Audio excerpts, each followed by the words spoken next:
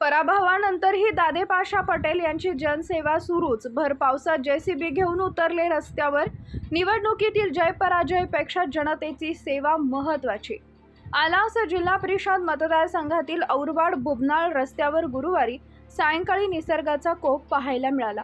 वादळी वाऱ्यासह झालेल्या जोरदार पावसामुळे या मार्गावर एक मोठं झाड उन्मळून पडल्यानं वाहतूक पूर्णपणे ठप्प झाली होती. मात्र अशा कठीण प्रसंगी सामाजिक कार्यकर्ते दादे पाशा पटेल यांनी दाखवलेल्या तत्परतेमुळे नागरिकांना मोठा दिलासा मिळालाय. गुरुवारी सायंकाळी अचानक वातावरणात बदल होऊन वादळी वाऱ्यासह पावसानं हजेरी लावली. यावेळी बुबनाळ आलास रस्त्यावर झाड पडल्यानं दोन्ही बाजूंची वाहतूक थांबली आणि वाहनांच्या लांबच लांब रांगा लागल्या. पाऊस सुरू असल्यानं आणि रस्ता अडल्यानं प्रवाशांचे प्रचंड हाल होत होते. घटनेची माहिती मिळताच दादे पाशा पटेल यांनी कोणताही विलंब न लावता घटनास्थळी धाव घेतली. सरकारी यंत्रणेची वाट न पाहता त्यांनी तातडीनं स्वखर्चानं जेसीबी पाचारण केला.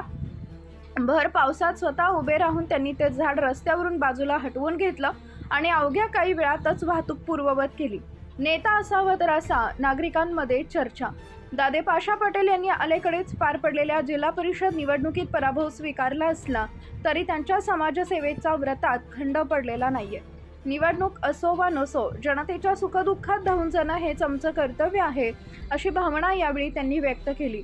कोणत्याही स्वार्थाविना भर पावसात केलेल्या या कार्यामुळं परिसरातून नेता असावा तर दादे पाशा पटेल यांच्यासारखा अशा प्रतिक्रिया उमटतायत.